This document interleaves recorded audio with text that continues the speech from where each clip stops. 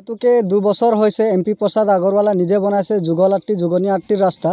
আজি 2 বছৰ হোৱাৰ পিছত 2 মাহো হোৱা নাই। আজি মাথৰিৰ নিৰ্মাণ কাৰ্য চলি আছিল, 2 মাহো হোৱা নাই তেওঁৰ গাড়ী চলা, কিন্তু এই 2 মাহৰ ভিতৰতে গোটেই ৰাস্তা ভাঙি চিঙি গোটেই চুৰমাৰ হৈ গৈছে। ইয়াতো আমি ক'ব পাৰি যে ৰাস্তাটো বনাওঁতে কিমান গাফিলতি হৈছে, কাৰণ আঁঠুতকৈ অধিক দ হৈছে। আজি 2 দিন হৈছে এম্বুলেন্স এখন আমি মাতিছিলোঁ প্ৰেগনেণ্ট ওমেন নিবৰ কাৰণে, কিন্তু গাড়ীখন গৈ আধা ৰাস্তাত ৰখি আমাক কৈছে যে আগফালে আমি যাব নোৱাৰোঁ, কাৰণ তেওঁ দেখিছে ৰাস্তাৰ কি ধৰণৰ অৱস্থা হৈ আছে। গতিকে এইটো মহাবীৰে নিজে বনাইছিলে, আজি 2 বছৰ হৈছে বনোৱা, কিন্তু তেখেতে নিজে বনোৱা ৰাস্তা যদি আজি 2 মাহ নহওঁতে যদি 2 মাহ যদি গাড়ী নচলাওঁতে যদি এনেকৈ ধৰণৰ অৱস্থা হয়, আগন্তুক দিনত কি হ'ব?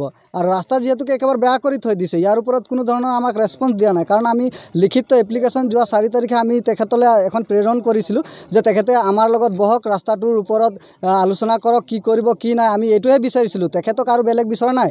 মাথৰিৰ কাম হৈছে, ভাল লাগিছে, আমাক উন্নয়ন হৈছে, ভাল লাগিছে, কাৰণ মাথৰিৰ কেতিয়াবাই নিৰ্মাণ হ'ব লাগিছিলে, কিন্তু এতিয়া হৈছে বহুত ভাল লাগিছে। কিন্তু এফালে উন্নয়নটো চালে নহ'ব, আনফালেও চাব লাগিব কি হৈ আছে কি নাই। আচলতে এই যুগনীয়া আট্টি ৰাস্তাত চাইকেল লৈতো বাদে দিয়ক, আপুনি খোজকাঢ়ি যাবলৈ এতিয়া মানুহে ভয় লগা ধৰণৰ হৈছে।